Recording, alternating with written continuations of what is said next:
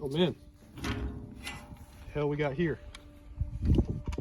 Delta Sierra, man. Looks pretty nice.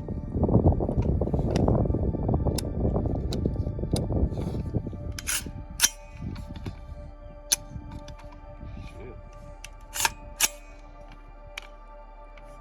There's some ammo.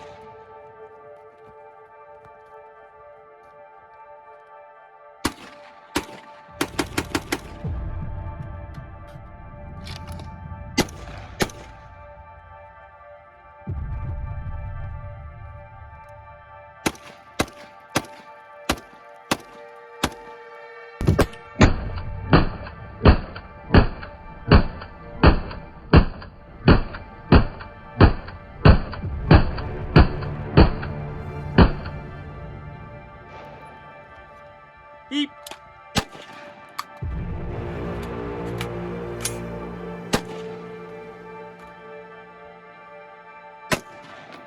I thought you left your car to stay in warranty.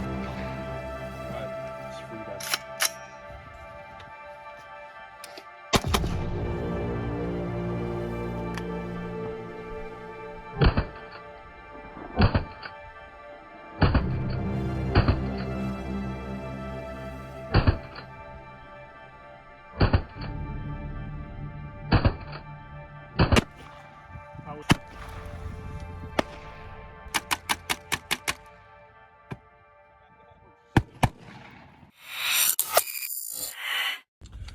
Alright guys, right here we got the Delta Sierra 316.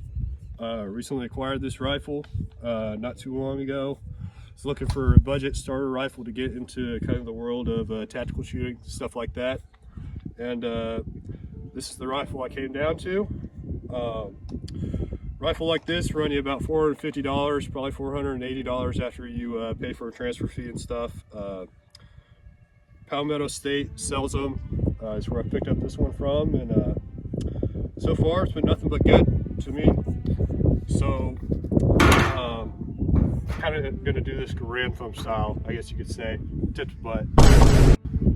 So up here we got the classic A2 birdcage. It comes standard on pretty much every AR-15 platform that I've seen.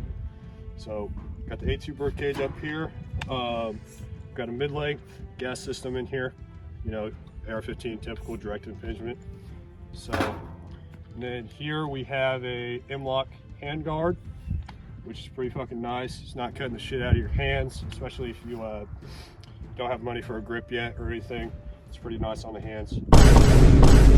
Easy to grab a hold of. And then down here, just for right now, we got Sig Romeo red dot on it. It's kind of a cheap option for an optic.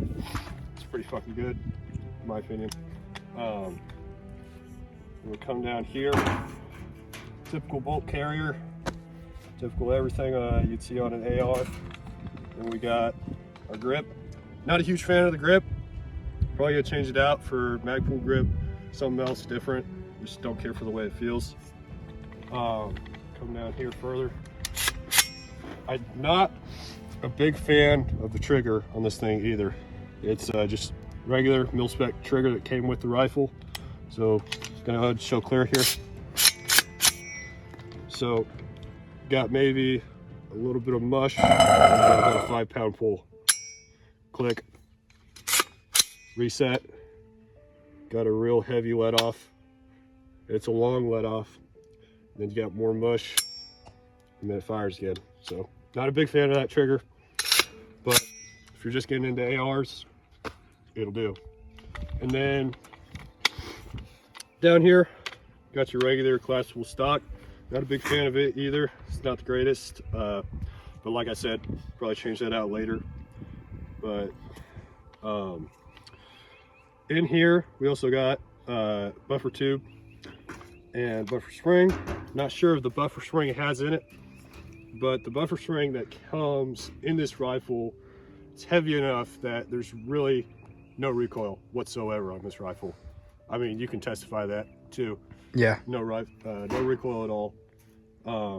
There is some felt recoil, but there's very little muzzle climb.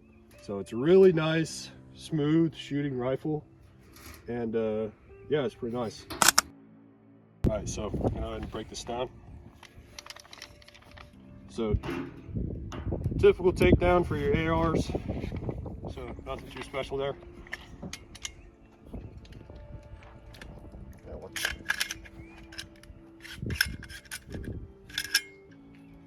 So